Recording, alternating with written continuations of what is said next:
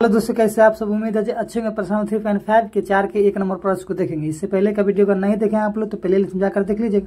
अगर किसी प्रकार का दिक्कत होगा तो वीडियो को बैक करके देख लीजिएगा, तब आपको एक बार में समझ में आ जाएगा। और मैं जब पहली बार विजिट कर रहे हैं तो लाइक सब्सक्राइब से जरूर कीजिएगा। तो चलिए वीडियो को हम स्टार्ट करते हैं। तो 4 का 1 नंबर प्रश्न क्या कह रहा है, एक छात्रावास के मासिक व्यय का 1 भाग नियत है तथा शेष इस पर निर्भर करता है कि छात्र ने कितने दिन भोजन लिया। ठीक है, छात्रावास का मतलब हॉस्टल होता है, वहां पर बच्चे रहते हैं, पढ़ते लिखते खाते हैं। ठीक है, और मासिक का मतलब महीना होता है, व्यय का मतलब खर्च होता है। और मासिक व्यय नियत है, उसका मतलब हुआ जो हॉस्टल में जो बच्चा 2 दिन रह के भोजन करेगा, चाहे 5 दिन रह के भोजन करेगा, 30 दिन रह के भोजन करेगा, उस सबको क्या होगा, नियत व्यय है। मतलब 20 रुपया होगा तो तीनों को 20-20 रुपया देना, 50 रुपया होगा तो सबको महीना में 50-50 रुपया ये एक्स्ट्रा से जमा करना होगा। तो जब एक विद्यार्थी एक को जो 20 दिन भोजन करता है तो 1000 रुपया हॉस्टल में क्या करता है, जमा करता है छात्रावास में। मतलब 20 दिन का भोजन का ये अलग से और नियत जो होगा वो अलग से जमा करना होगा। समझ में आ गया।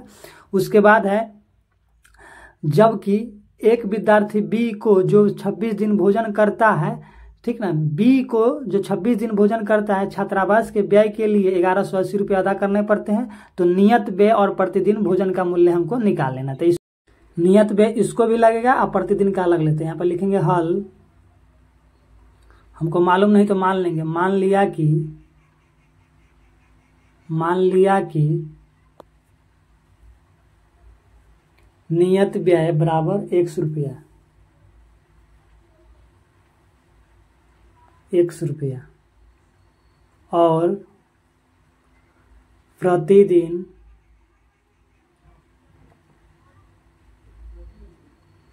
भोजन का मूल्य बराबर Y रुपया। ठीक है, अब प्रश्न से जो कहेगा उसे चलेंगे, प्रश्नानुसार लिखेंगे। सार ये जब एक विद्यार्थी ए जो 20 दिन भोजन करता है तो 1000 रुपया छात्रावास में हॉस्टल में जमा करता है। अदा करने का मतलब जमा करना होता है। समझ में आया ना। तो इसको नियत भी किराया 100 रुपया लगेगा, और एक दिन के लिए प्रतिदिन भोजन का मूल्य Y रुपया है। तो 20 दिन के लिए क्या हो जाएगा, 20 Y हो जाएगा। समझ में आया ना, एक दिन के Y रुपया तो 20 दिन के लिए 20 Y हो जाएगा। और बराबर में कितना जमा करता है, 1000। समझ में आएगा ना। तो बराबर में 1000 लिखेंगे और इसको समीकरण 1 मानेंगे। समझ में आ गया। फिर अगला लाइन में देखिए, फिर लिखेंगे, देखिए यहाँ पर, फिर जब बी विद्यार्थी है जो 26 दिन भोजन करता है तो 1180 रुपया आधा जमा करता है। तो इसको भी नियत व्यय 100 रुपया लगेगा, कोई को भी 100 रुपया लगेगा। समझ में आ गया ना। तो 100 रुपया और प्रतिदिन का मूल्य क्या है, Y रुपया। तो 26 दिन के 26 Y हो जाएगा। समझ में आ गया। और बराबर में 1180 रखेंगे। इसको समीकरण हम लोग 2 मान लेंगे। ठीक है, तो संयोग से देखिए दोनों समीकरण में x का मान बराबर है, ऊपर भी x है नीचे भी x है। समझ में आ गया। तो हम लोग क्या करेंगे, कोई विधि से बनाने के लिए प्रश्न को बोला गया है तो हम लोग विलोपन विधि से बना लेंगे। और विलोपन विधि का रूल क्या कहता है, दोनों समीकरण में x चाहे y किसी को बरोबर कर लीजिए। ठीक है, तो यहाँ पर संयोग से बरोबर है तो हम लोग क्या करेंगे, साइड में लिख देंगे नीचे घटाने पर, और चिन्ह चेंज कर देंगे। देखिए ऊपर में भी क्या है, प्लस है, और नीचे भी प्लस है। तो देखिए यहाँ पर भी प्लस है, नीचे भी, तो लिखेंगे प्लस, और यहाँ भी प्लस है। समझ में आ गया। तो हम चिन्ह खाली चेंज कर देंगे। एक जो ना प्लस है तो नीचे वाला समीकरण में हम लोग 70 माइनस कर देंगे। तो लिख देंगे घटाने पर, और नीचे सभी समीकरण 2 में 70 माइनस कर देंगे। प्लस है तो माइनस, प्लस है तो माइनस, प्लस है तो माइनस। एक से x क्या हो जाएगा, कट जाएगा।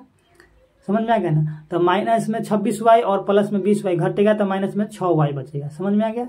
अब देखिए माइनस में 180 रुपया बचेगा। 1180 में से 1000 घटेगा तो माइनस में 180 रुपया बचेगा, और माइनस से माइनस क्या हो जाएगा, कट जाएगा। तो y बराबर क्या हो जाएगा, 180/6, 30 मरतबे कटेगा। ठीक है, तो y बराबर क्या आ गया, 30 आ गया। अब कोई समीकरण में आप y का मान रख दीजिएगा तो x का मान निकल जाएगा। तो किसी जरूरत नहीं है जो एक के में, कोई में आप रख सकते हैं। तो लिखेंगे y का मान समीकरण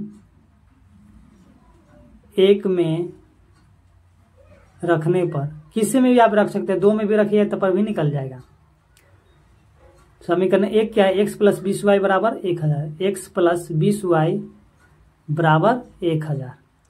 y के जगह पर क्या रखेंगे हम लोग, 30 रखेंगे। x अपने जगह पर रहेगा 20 और y के जगह पर 30 रखते तो गुने 30 हो जाएगा, और बराबर में 1000। x और 20 और 30 को गुना करेंगे तो 6 से हो जाएगा, बराबर में 1000। x अपने जगह पर रहेगा 1000 अपने जगह पर, और 6 से प्लस में इधर आएगा तो माइनस में 6 से हो जाएगा। ठीक है, बराबर के इधर चेंज होता है।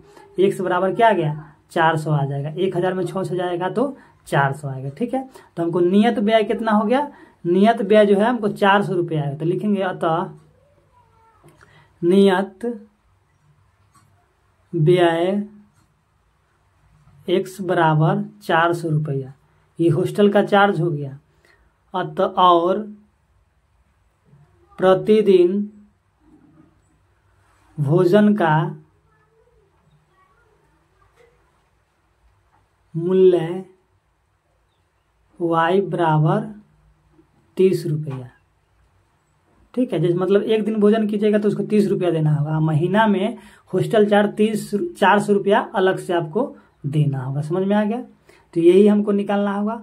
अगर किसी प्रकार का दिक्कत होगा तो आप लोग फिर से एक बार वीडियो को देख लीजिएगा, और मेरे चैनल पर पहली बार विजिट कर रहे हैं तो लाइक सब्सक्राइब शेयर जरूर अपने दोस्तों के पास। फिर मिलते हैं नेक्स्ट वीडियो में, तब तक के लिए टेक केयर, बाय।